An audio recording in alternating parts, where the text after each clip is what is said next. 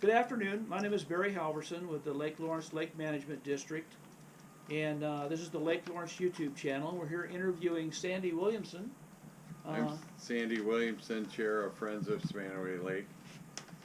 We're talking about lake associations today. How large is Spanaway Lake?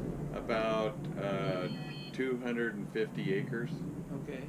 And this lake is primarily fed by 2/3 by groundwater, 1/3 by surface water, a creek that comes in from JBLM wetlands. Okay. So it comes in primarily over Joint Base Lewis McCord property. The surface water. Surface the groundwater comes from the south and east of the lake, an area of about 6,000 septics, of which we think maybe 1,500 are contributing now. Okay. And it flows out at the other end Flows of the lake? out at the north end by Spanaway Park and flows, the channel flows to Stilcombe. It has got significant dry sections in the summer most years. How much does your lake level fluctuate About 18 inches. from early Summer. spring to late summer? Yeah. Why did the lake residents decide to start a lake association, Sandy? Our lake water quality's been decreasing for a long time, and there wasn't any sign of anything to be done about it unless we started. So we started organizing, collecting data. And Okay. Now, the county, Pierce County, Spanaway Lake was included in a water district. Did they do anything? I mean, like Ohop Lake and Gravelly Lake and... they did a study in 2016 about lake management alternatives, a Brown and Caldwell study, about 400,000, and their primary suggestion was a species cone thing that was $2.2 million, and there was one working for a while in Anderson Lake, and it's defunct. Is that to aerate the water? It's a combination of adding alum and aerating. Okay. When did the Lake Association start? 2017. And how many of your lake residents are current members and pay dues to the Lake Association? Well, we have about 180 homeowners on the lake, and I'd say it's a voluntary dues thing, so I'd say about 40 pay dues annually, and about half of those pay a higher level of $300 to be supporters. So they get a license plate that shows on their fence and on their dock that they're a supporter. And what kinds of things do those dues go for? What are they used for? Things that we can't get done any other way. So the majority has been used to date for data collection and studies that the county wouldn't authorize, or they wanted to spend $100,000 on a study, and we felt like it might just be defending the $400,000 study they'd already done. So we did a different study for about $10,000 with volunteer sampling, but a QAPP and certified lab results. And a QAPP, for those that don't know, is a Quality Assurance Program plan? Yes. Okay. And what kind of activities around the Lake Association does the Lake Association get involved in? What kind of activities? So not a lot. We have about quarterly newsletter. We have a winter meeting on a weeknight in typically February or March, and then we have a barbecue in the summer, typically in August, on the island.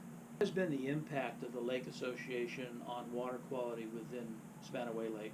I don't know that we've impacted the water quality yet, except that we did finally get from our Lake Management District to Spain for lily pads this year that was successful.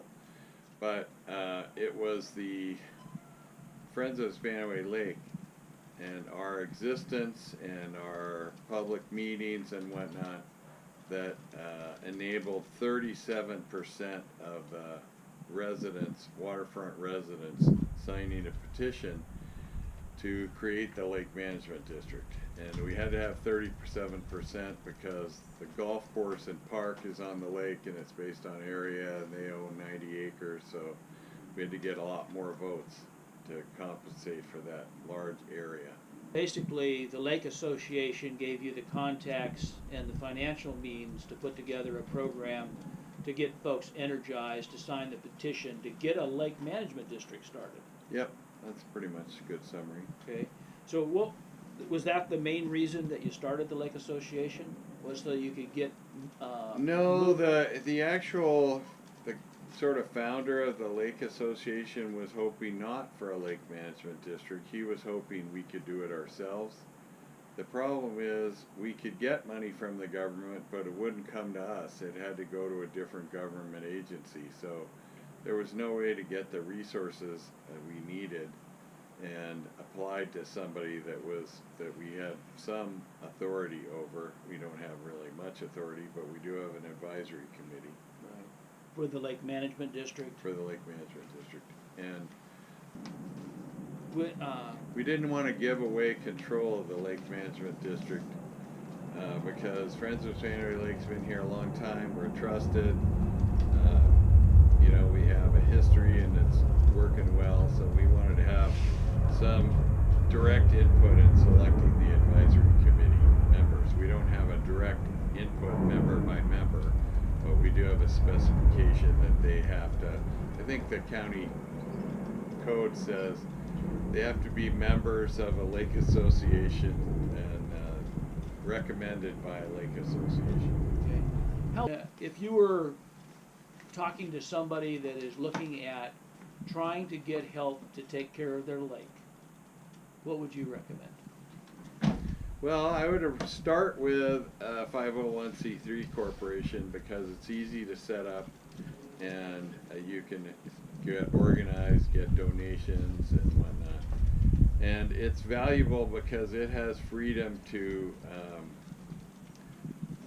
approach government, you know, Senate and legislative contacts for funding.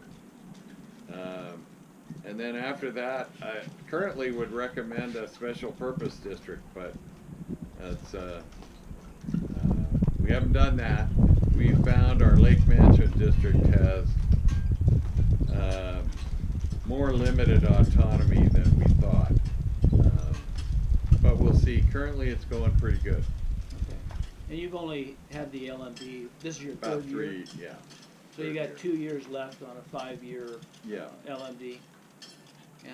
Is there anything else you would like to tell the citizens of Washington State that live on a lake and want to take care of their lake? Well, I think we all should push for the state to maintain septic tanks because that will help in the long run. Septic tanks don't solve the problem. Most people think septic tanks put out clean water at the other end, but they don't. They put out water with a lot of nutrients in it. So I think we should push for research and experimentation to enhance septic tank systems that do reduce phosphorus loading to the groundwater, which eventually goes to the lake. Okay. All right. Well, thank you very much for sitting down with us today. I really appreciate it. You bet. Thank you for all your efforts. You have a great day, Sandy. Thank you.